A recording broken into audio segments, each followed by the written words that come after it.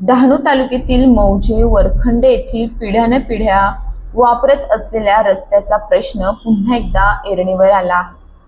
अनेक शासकीय आदेश, पत्रव्यवहार आणि प्रशासनाच्या आश्वासनानंतरही संबंधित रस्ता पुन्हा बंद करण्यात आल्याचा गंभीर आरोप करत किरण काटेला यांनी 29 जून पासून बेमुदत आमरण उपोषण सुरू केले आहे. विशेष म्हणजे या उपोषणाला 75 वर्षे वृद्ध आजी आणि अवघी 13 वर्षांची शाळकरी विद्यार्थिनीही सहभागी झाल्याने परिसरात तीव्र संताप व्यक्त होत आहे.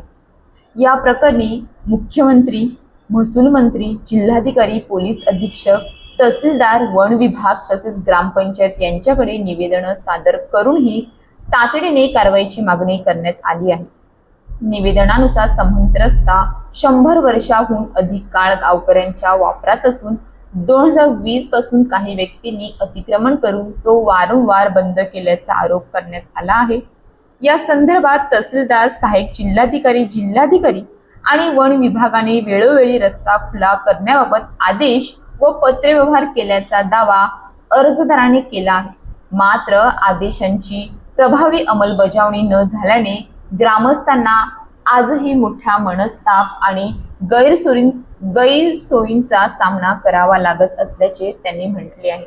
रस्ता तात्काळ खुला करण्यात यावा, रस्ता अडवणाऱ्या विरुद्ध फौजदारी गुन्हा दाखल करून कठोर कारवाई करण्यात यावी, तसेच संबंधित अधिकाऱ्यांनी घटनास्थळी प्रत्यक्ष भेट देऊन हा प्रश्न कायमस्वरूपी निकाली काढावा, अशी मागणी उपोषणकर्त्यांनी केली आहे. मागण्या मान्य होईपर्यंत आमरण उपोषण सुरूच ठेवण्याचा इशाराही त्यांनी दिला आहे. या उपोषणात 75 वर्षीय बानू बीना काटेला, 13 वर्षीय अमल किरण काटेला, ज्योती बीना काटेला, किरण बेनेडिक्ट काटेला आणि विष्णू निलेश शनिवार सहभागी झाली आहेत. विशिष्ट 75 वर्षीय वृद्ध महिला आणि 13 वर्षीय शाळकरी विद्यार्थिनी उपोषणाला बसूनही त्यांना अद्याप कोणतीही प्रकारची वैद्यकीय मदत उपलब्ध करून देण्यात आलेली नसल्याचा आरोप करण्यात आला आहे. त्यामुळे स्थानिक प्रशासन आणि ग्रामपंचायतीच्या भूमिकेबाबतही नागरिकांमध्ये तीव्र नाराजी व्यक्त होत आहे.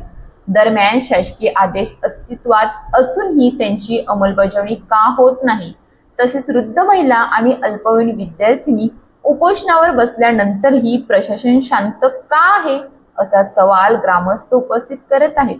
या प्रकरणात प्रशासन आता कोणती भूमिका घेते आणि पिढीजात रस्त्याचा प्रश्न कधी मार्गी लागतो, याकडे संपूर्ण परिसराचे लक्ष लागले आहे. रिपोर्टर संदीप थोरात.